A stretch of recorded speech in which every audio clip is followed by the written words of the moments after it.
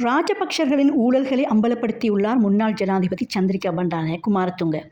பெரும் திட்டங்கள், வெளிநாட்டு கடன்கள் தொடர்பான பெரும் ஊழல்களை குற்றச்சாட்டுகளாக சந்திரிகா பண்டாரநாயக்க முன்வைத்துள்ளார். 2006 முதல் 2014 இறுதி வரையான காலப்பகுதியில் ஒரே குடும்பத்தைச் சேர்ந்த 4 சகோதரர்கள், அவர்களின் 4 மகன்கள், ஒருவரின் மைத்துனர் ஆகியோர் முக்கிய அரசு அபிவிருத்தி திட்டங்கள் மூலம் இந்த ராஜபக்ஷ குடும்பத்தினர் சுமார் 15 பில்லியன் அமெரிக்க டாலர் மோசடிகளை செய்துள்ளதாக சந்திரிகா பண்டாரநாயக்க குற்றம் சாட்டியுள்ளார். வெளிநாட்டு கடன்கள் அதிக வட்டி வீதத்தில் 6% தொடக்கம் 9% வரை பெற்று அதில் கமிஷன் பெற்றதாகவும் குறிப்பிட்டுள்ளார். தனது ஆட்சி காலத்தில் வெளிநாட்டு கடன்கள் LABOR வீதத்தை விட சுமார் 1% அதிக வட்டி மட்டுமே பெறப்பட்டன. ஆனால் ராஜபக்சர்கள் ஆட்சியில் 6% முதல் 9% வரை உயர்ந்த வட்டி வீதத்தில் கடன்கள் பெறப்பட்டிருக்கின்றன.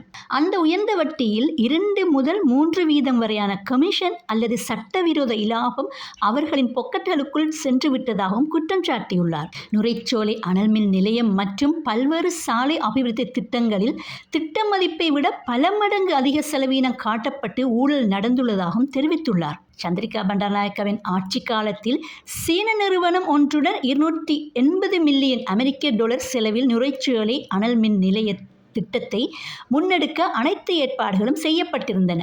ஆனால் ஆட்சி மாற்றத்திற்கு பிறகு, அதாவது மஹிந்தவின் ஆட்சியில் திட்ட மதிப்பில் 50% அதாவது 140 மில்லியன் டாலர் கமிஷன் கோரப்பட்டதால் அந்த நிறுவனம் திட்டத்திலிருந்து விலகியதாகவும் சுட்டிக்காட்டியுள்ளார். அதன் பின் அனுபவம் குறைந்த வேறு ஒரு சீன நிறுவனத்திடம் அதே திட்டம் 510 மில்லியன் டாலர் செலவில் ஒப்படைக்கப்பட்டது.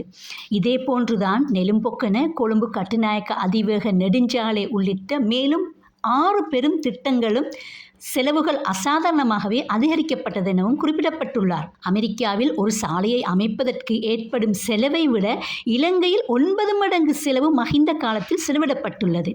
இதனாலேயே மஹிந்தவின் காலத்தில் அதிவேக வீதிகள் அதிகம் அமைக்கப்பட்டன. இதனால் இவர்கள் அதிகளவான கொள்ளைகளையும் அடித்துள்ளதாகவும் அவர் இந்த வீடியோ மூலம் தெரிவித்துள்ளார்.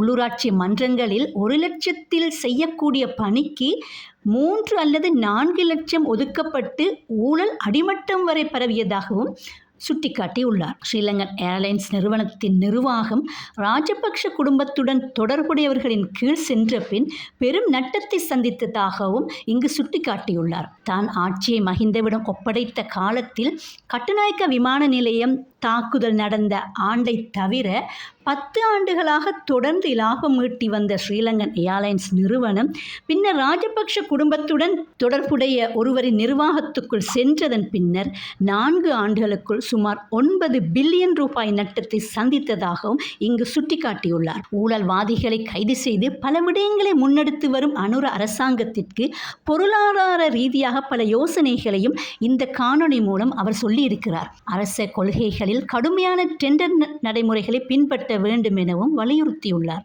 ஊழல் குற்றச்சாட்டுகள் எழும் அமைச்சர்கள் அல்லது அதிகாரிகள் உடனடியாக 24 மணி நேரத்துக்குள் பதவியிலிருந்து விலக வேண்டும்.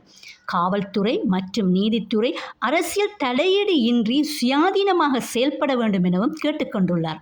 நாட்டின் நிர்வாகம் அமைப்பின் முறையான மாற்றங்களை, அதாவது சிஸ்டம் சேஞ்ச் கொண்டு வர வேண்டும் எனவும் தன்னுடைய காணொளியில் குறிப்பிட்டுள்ளார்.